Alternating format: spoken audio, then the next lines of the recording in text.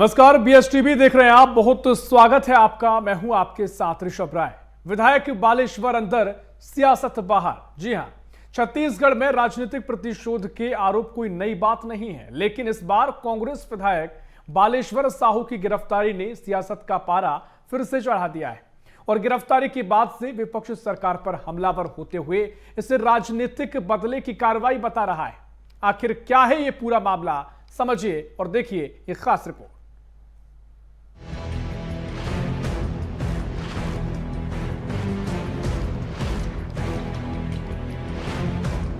कांग्रेस विधायक बालेश्वर साहू की गिरफ्तारी का पूरा मामला जिला सहकारी बैंक चांपा के बमनीडीह शाखा से जुड़ा हुआ है।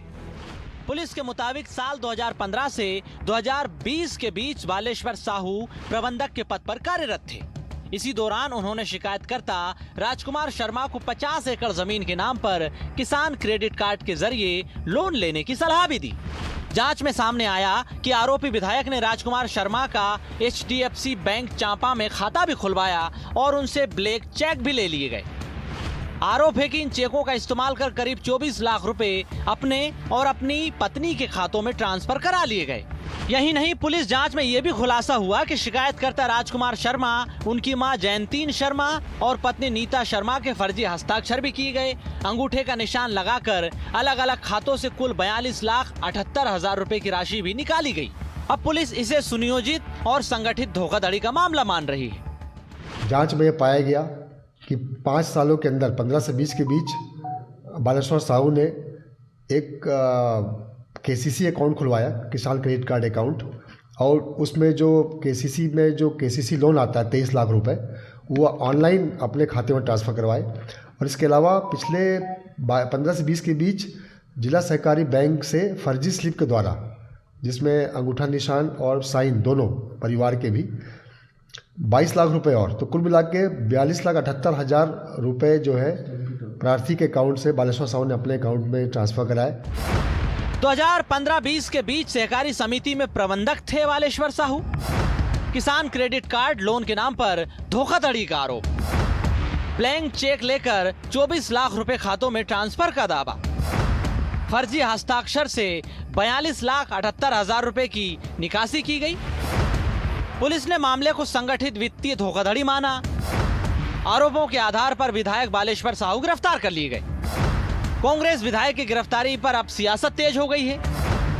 बीजेपी ने कहा आपराधिक तत्व है कांग्रेस, चोरी डकैती अपराध में रहता है कांग्रेस का हाथ, षड्यंत्र पूर्वक हो रही है कार्रवाई। भाजपा द्वारा कांग्रेस के नेताओं को किया जा रहा है परेशान। वर्तमान विधायक की गिरफ्तारी के बाद छत्तीसगढ़ की राजनीति में हलचल तेज हो गई है। बीजेपी विधायक पुरंदर मिश्रा ने कांग्रेस को आपराधिक तत्व की पार्टी होना बताया है। तमाम आपराधिक मामलों में कांग्रेस की संलिप्तता होने की बात भी कही गई है, तो वहीं विपक्ष इसे राजनीतिक प्रतिशोध की कार्रवाई बता रहा है। सुशील आनंद शुक्ला का कहना है कि बालेश्वर साहू के साथ कांग्रेस और जनता खड़ी हुई है। जितना भी अत्याचार, अपराध, चोरी डकैती छत्तीसगढ़ में हो रहा है, सब कांग्रेसियों का ही देन है। कोई भी केस उठा के लो, इनका संलिप्तता जरूरी है। और ये तो मामला अभी का है कि एक विधायक पुराना कोई दुष्कर्म, पाप, अपराध, हेरा फेरी किया होगा, उसका दंड मिल रहा है। इसके पहले भी तो बहुत सारे कांग्रेसी जेल में है। यह मामला सीधे सीधे राजनीतिक रूप से विद्वेष का है, राजनीतिक बदले की भावना बनाने का है। कांग्रेस पार्टी पूरी तरीके से अपने विधायक के साथ खड़ी है। फिलहाल पुलिस आरोपी विधायक बालेश्वर साहू को न्यायिक हिरासत में भेज चुकी है और पूरे मामले की जांच की जा रही है। बैंक रिकॉर्ड, खातों के लेन देन की जांच, दस्तावेजों की बारीकी से पड़ताल की जा रही है। आने वाले दिनों में इस केस में कई बड़े खुलासे होने की संभावना है। अब ये मामला जिस तरह से राजनीतिक रूप ले रहा है, ये चर्चा का विषय बना हुआ है। ये पूरा मामला अब सिर्फ कानूनी नहीं बल्कि राजनीतिक लड़ाई का भी रूप लेता हुआ नजर आ रहा है। रायपुर से संवाददाता करिश्मा सोनी की रिपोर्ट। तो रिपोर्ट आपने देखी और इस रिपोर्ट के साथ ही जिस तरीके से देखने को मिला कि सियासत भी गर्मा गई है और तमाम तरीके से कांग्रेस आरोप लगा रही है कि बदले की भावना से कार्रवाई की गई है। लेकिन जिस तरीके से पूरा मामला सामने आया है, कई गंभीर सवाल तो खड़े हुए हैं। जिस तरीके से धोखाधड़ी की गई है, पुलिस ने जो पूरी मामले में बात कही है, उससे लेकर भी कई गंभीर सवाल खड़े हुए हैं। इसी पर चर्चा करेंगे। मेहमान हमारे साथ जुड़ गए हैं, परिचय आपको करवा देते हैं। भारतीय जनता पार्टी से प्रवक्ता वात्सल मूर्ति जुड़ गए हैं। वात्सल जी, बहुत स्वागत है आपका BSTV में। साथ ही कांग्रेस से हमारे साथ सत्यप्रकाश सिंह जुड़ रहे हैं। सत्यप्रकाश जी, बहुत स्वागत है आपका BSTV में। और साथ ही हमारे सहयोगी जांजगीर चांपा से रोहित शुक्ला हमारे साथ जुड़ गए हैं। रोहित, पहले मैं आप ही के पास आऊंगा। जिस तरीके से मामला सामने आया है, थोड़ा बताइएगा कि जो शिकायत करता है राजकुमार शर्मा, उनसे अगर आपकी बातचीत हुई हो और जमीन पर आप क्या कुछ देख रहे हैं, क्योंकि सबसे बड़ा सवाल तो यही है कि कितनी सच्चाई यहां पर है। क्योंकि कांग्रेस ने आरोप लगाया है कि बदले की भावना से कार्रवाई की गई है, लेकिन पुलिस ने जो कहा और जो तस्वीर नजर आई है वो कई सवाल खड़े करती है। तो जमीन पर क्या दिखाई दिया है? राजकुमार शर्मा के आरोप अगर जो लगे हैं उनसे अगर बातचीत हो पाई हो, कोई जानकारी आपको मिल पाई हो, क्या कुछ आपको समझ आया है? देखिए ऋषभ, इसमें राजकुमार शर्मा की ओर से ये शिकायत जो की गई थी और उनके ओर से सीधा सीधा यही कहा गया है कि वर्ष 2015 से 20 के दौरान जो है वो उसका जो जमीन है लगभग 50 एकड़ के आसपास है और उस जमीन के पर वो KCC लोन चाहते थे। उस दौरान जो है विधायक बालेश्वर साहू जो है मंडी में प्रबंधक के पद पर थे और इस दौरान उन्होंने उनसे संपर्क किया था और संपर्क करने के दौरान जब उन लोगों के बीच में जब चर्चा हुई तो इस पर यही हुआ कि उनके 50 एकड़ के लगभग की जमीन है और उस पर वो KCC लोन बनाना चाहते हैं और उसी लोन बनाने के लिए उन्होंने दस्तावेज दिए थे, कुछ अपने पत्नी और अपनी मां को जो है उसमें नामनी रखे थे और इस दौरान जो है सारे दस्तावेज जो है बालेश्वर साहू के संपर्क में आया और उनसे संपर्क हुआ। इस दौरान उनका जो आरोप है राजकुमार शर्मा का कि इस दौरान उन्होंने जो है उनके KCC लोन की रकम जो है गुपचुप तरीके से निकाली और उस खाते को जो है राजकुमार शर्मा को देने के बजाय जो है उन्होंने अपने खाते में डलवा लिया था। उसके बाद और भी छोटी छोटी जो रकम है जो उनकी पत्नी और उनके मां के नाम पर जो है फर्जी वेड्राल्स और उनके दस्तखत करा करके जो उनके अंगूठे हैं ये लगवा करके भी जो निकाले गए हैं, इसकी जानकारी उन्हें जो है लगभग 1-2 साल बाद जो है पता चला जब उनको बैंक की ओर से नोटिस आया और इस पर उन्होंने जो है इस पर आपत्ति जताई, संपर्क किया कि मेरे जो लोन की रकम है वो अप्राप्त है, उसके साथ साथ जो है मेरे नाम पर और भी पैसे जो है आहरण किए गए हैं और इस तरह से कुल मिलाकर के जो है पूरी राशि 72,78,000 रुपए हुई। मामले में वो लगातार शिकायत डालते रहे और अब राजकुमार का जो है उनका ये कहना था किसान का कि इस संबंध में वो लगातार आपत्ति करते रहे, शिकायत करते रहे। उनकी ओर से उन्हें यह भी आश्वासन मिला था कि हम इस मामले में देख रहे हैं किसने कैसा किया है और आपके पैसे जो है आपको मिल जाएंगे। तो इस तरीके से आश्वासन देते देते एक लंबा समय बीत गया। जब पैसा नहीं मिला तो उन्होंने इस मामले की शिकायत की, लेकिन शिकायत पर उनके जो है ध्यान नहीं दी गया। इस बीच कांग्रेस की सरकार भी आई और फिर बालेश्वर साहू चूंकि विधायक बन गए तो उनकी बात नहीं सुनी गई। इस तरीके से भी जो आरोप है वो किसान राजकुमार की ओर से लगाया गया है और उसके बाद वो लगातार अपनी ओर से प्रयासरत थे कि उनकी शिकायत सुनी जाए और एक 42,78,000 रुपए एक बड़ी रकम होती है किसी भी किसान के लिए और इससे वो काफी परेशान थे। वो लगातार अपने स्तर पर अलग अलग जगह पर शिकायत कर रहे थे।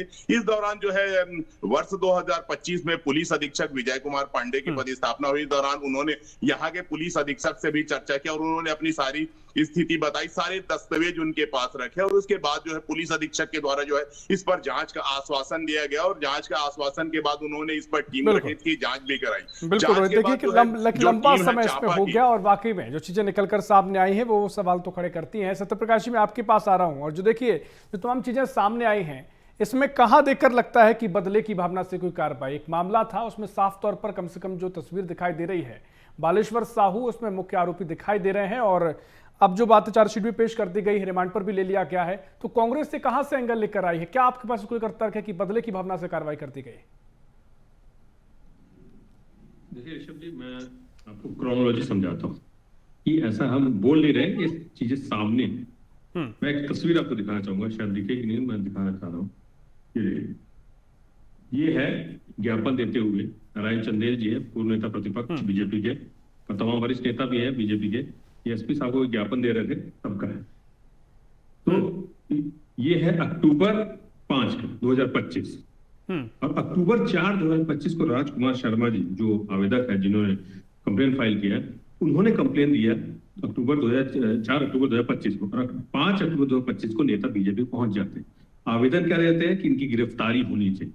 तो ये पहले ही दिन से दिख रहा था कि किस तरह से कहां पे क्या हो रही है, कहां दबाव डाला जा रहा है। और देखिए मामला तो 15 का है, अब 2015 में किसकी सरकार थी ये हमको बताने की जरूरत है क्या? उस समय क्यों नहीं हुई? अगर चाहते तो उस समय हो जाती चीजें, मगर उसमें चीजें हुई नहीं। उसके बाद 18 में सरकार आती है, मगर अभी जिस तरह से बालेश्वर साहू जी जिस तरह से जनता के मुद्दे उठा रहे हैं, लोगों के बीच में जा रहे हैं, खासतौर से किसानों की अगर बात की, किसान किस तरह से परेशान है, चीजें मुद्दे उठा रहे हैं। और महत्वपूर्ण चीजें बताना चाहूंगा, अभी जितना पूरा मामला चल रहा है जमहूरी का, ये मामला साफ दिख रहा है कि वरिष्ठ नेता इनके सांसद बोले घोटाला हुआ है, उसका कहने का ध्यान भटकाने की कोशिश की जा रही है। उस पर कार्रवाई क्यों नहीं कर रहे? मगर विपक्ष के नेताओं के ऊपर तुरंत कार्रवाई होगी, कोई ठोस सबूत है नहीं है, मगर सरकार तुरंत कार्रवाई करेगी। अभी इनके नए जो कार्यकारी अध्यक्ष बने राष्ट्रीय नितिन नवीन जी, उनके ऊपर 1500 करोड़ का उगाही का आरोप लग रहा है। जो व्यक्ति गिरफ्तार हुआ है वो कहेंगे बीजेपी से नाता रखता है, और उसने शायद 2 लोगों का नाम भी लिया है। इस तरह की चीजें मार्केट में चल रही है कि 2 बीजेपी नेताओं का नाम भी लिया है, तो भी उस पर गिरफ्तारी नहीं होगी, आरक्षक भर्ती गिरफ्तारी नहीं होगी। तो एक क्रोनोलॉजी आप समझिए ना, 15 का मामला अचानक से अभी क्यों उठ रहा है, और वो जब किसानों की आवाज उठा रहे हैं उसके बाद ही चीजें क्यों नहीं हो। सबसे महत्वपूर्ण जमहूरी की बात हो रही है, 15 करोड़ की बात हो रही है, उस पर जांच ना करके ये चीजें सामने लेके आना। उससे महत्वपूर्ण एक चीज, एक मिनट ऋषभ जी, एक लास्ट बोलना चाहूंगा, और सबसे महत्वपूर्ण आज ये क्यों नहीं पीठ अपनी थोप रहे हैं कि भाई एक साहू व्यक्ति कैसे गिरफ्तार हो गया? आज क्यों नहीं पीठ अपनी छाती पीट रहे हैं कि साहू को कैसे गिरफ्तार कर लिया? तो ये दिखता राजनीतिक फायदा कब किस समय लेना है ये बीजेपी अच्छे से जानती है, और उसी के तहत ये चीजें हो रही है। वात्सल मूर्ति जी वो तस्वीर एक दिखा रहे हैं और कह रहे हैं कि राजनीतिक बदले की भावना क्या है, वो तस्वीर के जरिए भी बता रहे हैं। और साथ ही 2015 का ही मामला है, तो अब क्यों अचानक इस पर इतनी कार्रवाई तेज हो गई, इसे लेकर वो मंशा पर सवाल खड़े कर रहे हैं। लेकिन एक बात तो है, अगर चीजें हुई हैं, अब राजनीतिक बदले से हुई हैं, वो एक अलग विषय है कि कब किसका उसको लेकर चीजें कार्रवाई कर दी गई, लेकिन चीजें तो घटी हैं। मुझे लगता है इस पर भी कांग्रेस को इस बात को देखना चाहिए। खैर, वात्सल मूर्ति जी, देखिए ऋषभ जी, 15 साल विपक्ष में रहने के बाद कांग्रेस 5 साल शासन में आई। हम सभी जानते हैं कि एक बड़ी वजह जो कांग्रेस जिन्होंने कांग्रेस को शासन दिया वो थे प्रदेश के 26 लाख किसान। और आज जब इनके एमएलए पर आरोप है कि उस एमएलए ने उसी किसान को, जब वो किसान लोन मांगने आया किसान क्रेडिट कार्ड से, तो उसे 42 लाख रुपए का ठग दिया। तो कांग्रेस का पहला आधिकारिक बयान इनके सबसे बड़े किसान नेता चरणदास महंत जी का क्या आता है? वो कांग्रेस की संवेदनशीलता दिखाता है। चरणदास महंत जी कहते हैं कि बीजेपी जो है गड़े मुर्दे उखाड़ रही है, यानी भाई पुराने मुद्दों को उखाड़ कर लाया जा रहा है, यानी ये किसान भी फर्जी है, इसकी एफआईआर भी फर्जी है, और इनके एमएलए। भाई मैं सत्यप्रकाश जी से पूछना चाहूंगा, आप इतने किसान हितैषी हैं, भाई प्रदेश के किसानों ने ही आपको सत्ता में लाया था, क्या आपका कोई भी नेता उस किसान से एक बार मिलने गया? सत्यप्रकाश जी, उनकी एफआईआर को और उस किसान को फर्जी बोलने से पहले क्या आप उनसे एक भी बार मिलने गए? आपने 1 मिनट भी नहीं लगाया चरणदास महंत जी ने इस पूरे मामले को फर्जी और राजनीति घोषित करने में। पहली बात। दूसरी बात, सत्यप्रकाश जी ने एक बात कही कि हमारे नेता जो है वहां के एसपी के पास ज्ञापन लेकर गए और ज्ञापन में लिखा था कि इनके एमएलए को गिरफ्तार किया जाए। देखिए, क्या एसपी ने गिरफ्तार किया? ऋषभ जी पूछिए।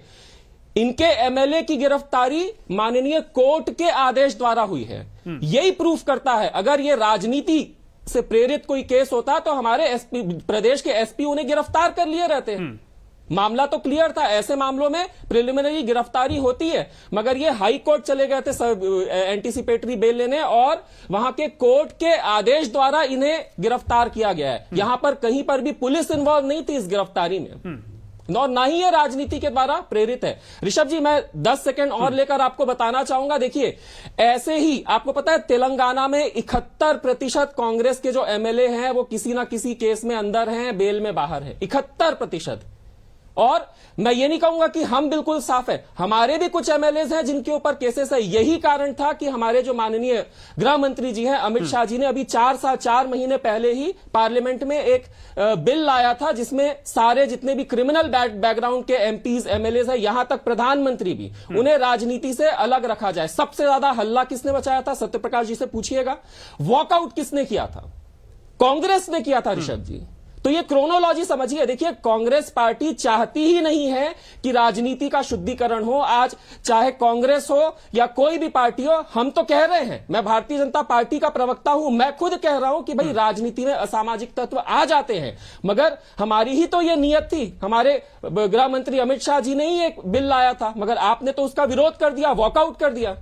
और आज जब किसानों को ठग रहे हैं आपके एमएलए, आप 1 मिनट भी नहीं ले रहे हैं उन किसानों को फर्जी और उनकी एफआईआर को फर्जी कहने में। भाई एक बार मिल ही लेते, मिलकर आ जाते आप। ठीक है सत्यप्रकाश जी, बिना मिले आपने सिद्ध कर दिया। और साथ ही जिस तरीके से कि पूरी प्रक्रिया देखें तो इस प्रक्रिया में तो कोई राजनीतिक ऐसी स्थिति नजर नहीं आती जिसकी बात आप कह रहे हैं, क्योंकि प्रक्रिया के तहत सारी जो चीजें हुई हैं और जिस तरीके से कोर्ट के आदेश के बाद रिमांड पर लिया गया है, तो ऐसे में अगर आपको लगता है तो वो आप सिद्ध करेंगे आके कि आपको लग रहा है कि राजनीति के दोष के चलते चीजें की गई हैं, तो वो तो आप सिद्ध करेंगे। लेकिन अभी तक की प्रक्रिया पर तो सवाल नहीं उठाए जा सकते हैं। ऋषभ जी, मैं 2-4 चीजें बोलूंगा, थोड़ा समझ लीजिए। एक तो क्या है ना, बीजेपी के पूरे नेता हो, प्रवक्ता हो, इनकी चमड़ी बहुत मोटी हो चुकी है। मैं हमारे वरिष्ठ नेता हो, चाहे प्रदेश के नेता हो, चाहे मैं खुद भी, तो फिर से बात बोलूंगा, 72,000 करोड़ क्या क्या हुआ, इनको कोई फर्क नहीं पड़ेगा। हिमंता बिस्वा शर्मा का क्या हुआ, कोई फर्क नहीं पड़ेगा। अजित पवार का क्या हुआ, कोई फर्क नहीं पड़ेगा।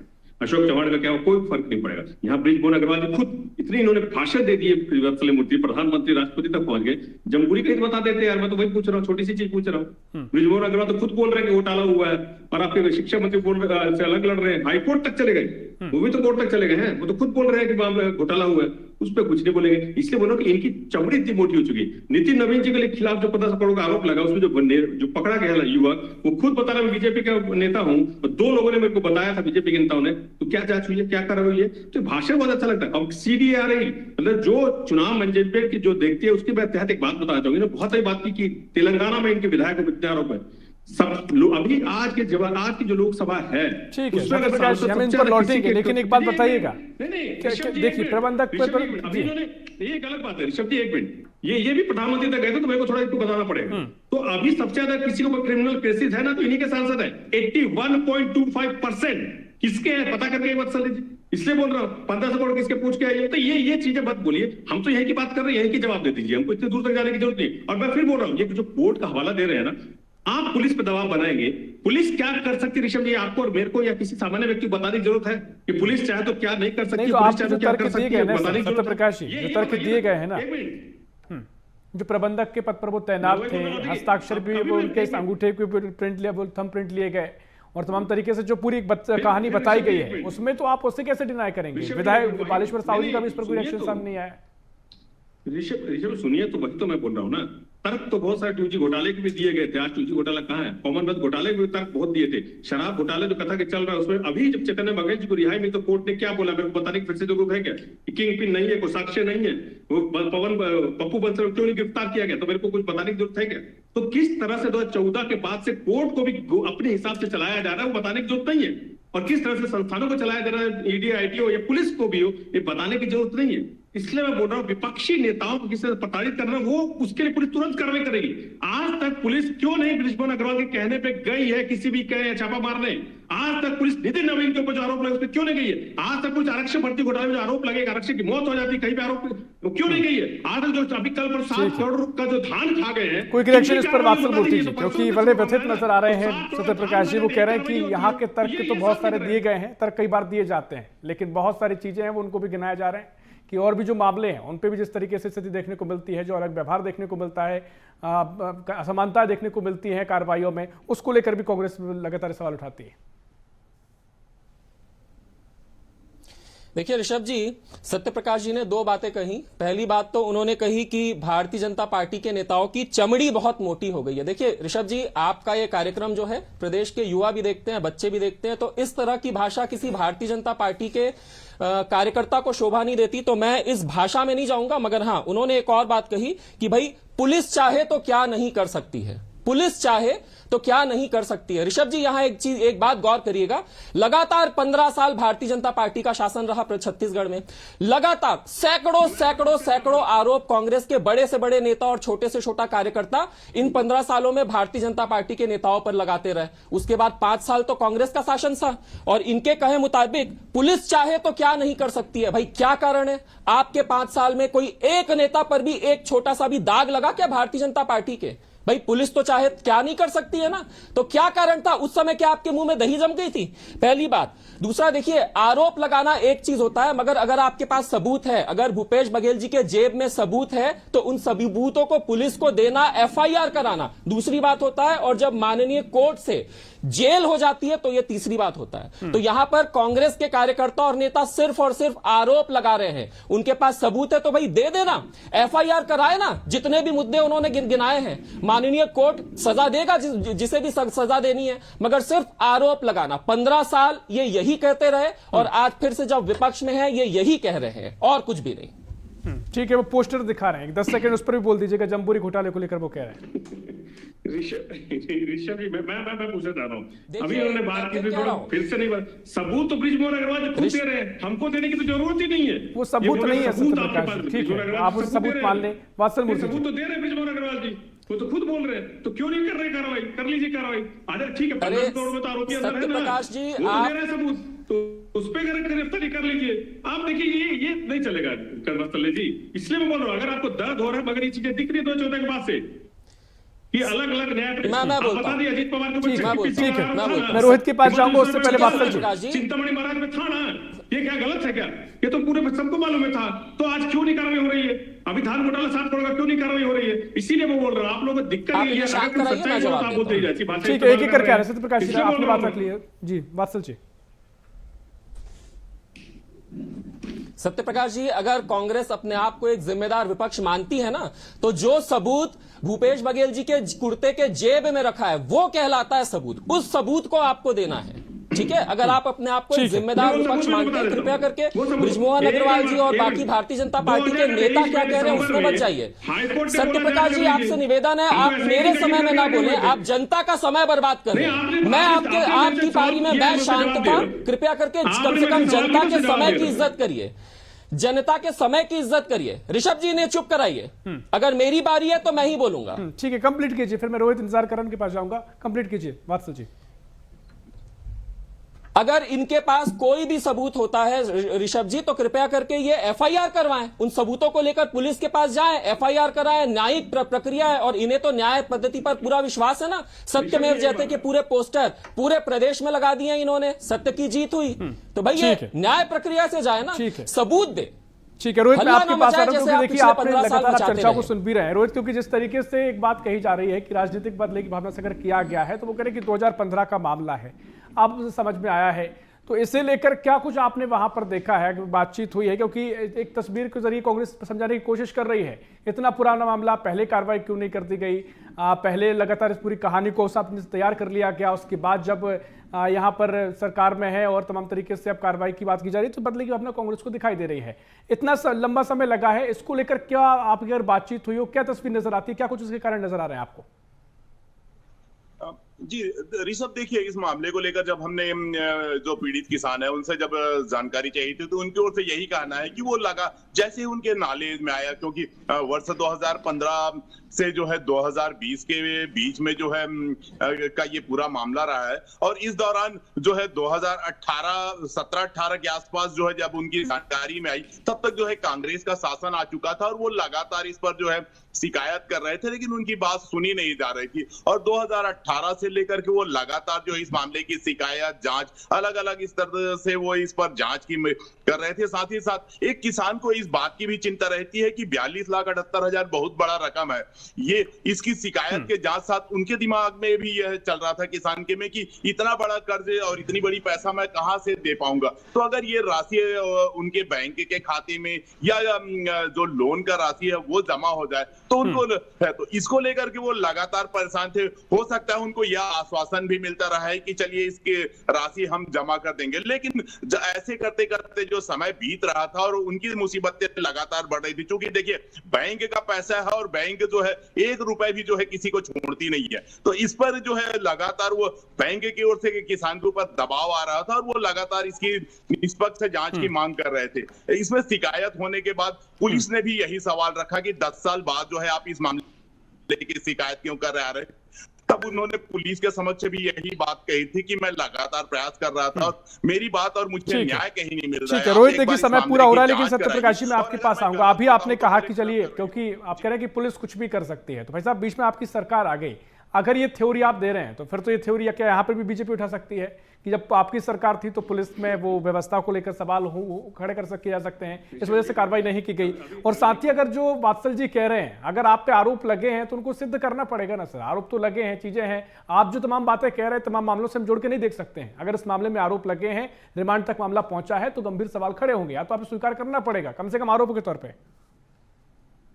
देखिए पूरे डिबेट खत्म हो गए क्या आ गई, मगर जमहूरी अभी तक वत्सल जी नहीं बोले। देखिए आप फिर दूसरे मामले पे आ गए, उस पर हम डिबेट रख लेंगे सत्यप्रकाश जी। नहीं मैं एक मिनट मैं तो वत्सल जी से जवाब चाह रहा हूं। अब देखिए जहां तक हमारी बात, अभी उन्होंने बोला कि हमारी जब सरकार ने रुपए, देखिए यही तो फर्क है ना इनमें और हमें। ये जो इस टाइप की राजनीति हम नहीं करते हैं, द्वेषपूर्ण राजनीति हम नहीं करते। अभी बार बार जांच की बात करते हैं। अरे दिसंबर 2024 में माननीय कोर्ट ने बोला कि आप इसकी झीरम कांड की जांच कीजिए, क्यों नहीं 2 साल जांच कर रहे? हमने तो एसआईटी गठित की थी, तो कौन गया था हाईकोर्ट उसके स्टे लेने के लिए? धर्मलाल कौशिक तो नहीं के नेता है ना, वही स्टे लेके आए थे। तो किसके अंदर क्या सबको मालूम है, किसके नेता के खाना खिलाते थे, कौन किताब छपवाता था, किसकी गाड़ी से नक्सल पड़ा था, सब चीजें मालूम है जनता को। तो कौन भाग रहा है, किसकी सरकार उस समय क्यों सुरक्षा में कटौती की, सब चीजें मालूम है। देखिए हम बार बार बोल रहे हैं कि ये विपक्ष को किस तरह से दबाना है, विपक्ष को किस तरह से प्रताड़ित करना है, ये 2014 से चल रहा है। ठीक है सत्यप्रकाश जी, विपक्ष दब कैसे जा रहा है? अगर आपके पास कुछ चीजें हैं तो आगे आइए ना, क्यों दब रहे हैं आप? ठीक है, मैं सवाल यही आपसे कह रहा हूँ कि आपको नहीं दबना चाहते तो बताइए, हम नहीं दबना चाह रहे हैं, हमारे पास ये चीजें हैं। ना डरेंगे ना झुकेंगे, हम तो चीजों को हम ना अंग्रेजों। ठीक है, समय पूरा हो गया। वात्सल जी क्लोजिंग कमेंट। ना वो डरेंगे ना झुकेंगे। देखिए ऋषभ जी, आपके संवाददाता रोहित शुक्ला जी ने एक बात कही कि लगातार ये जो किसान परिवार है, ये कांग्रेस के कार्यकाल में भी लगातार अपनी आपत्ति दर्ज करवाता रहा और उन्हें कांग्रेस के भी जो नेता हैं, जो भी उस समय के अफसर थे, उनसे सिर्फ और सिर्फ आश्वासन मिलता रहा। आज अगर भारतीय जनता पार्टी के कार्यकाल में उस पर एक्शन हो रहा है तो मेरे ख्याल से किसान के वात्सल जी मैं आपको रोकूं कि समय की मर्यादा है, समय पूरा हो गया है। इस पर मुझे लगता है और चर्चा आगे हो सकती है। फिलहाल समय इतना ही है। बहुत शुक्रिया वात्सल जी, बहुत शुक्रिया सत्यप्रकाश जी, बहुत शुक्रिया रोहित आपको जानकारी साझा करने के लिए। तो कुल मिलाकर जिस तरीके से बालेश्वर साहू की गिरफ्तारी के बाद यहाँ पर सियासत गरमाई है, कई आरोप कांग्रेस ने लगाए हैं, कई बातें बीजेपी कह रही है, क्या तस्वीर आगे होगी देखना महत्वपूर्ण होगा। फिलहाल के लिए इस खास पेशकश में इतना ही। देश प्रदेश की और भी खबरों के लिए देखते रहिए BSTV। नमस्कार।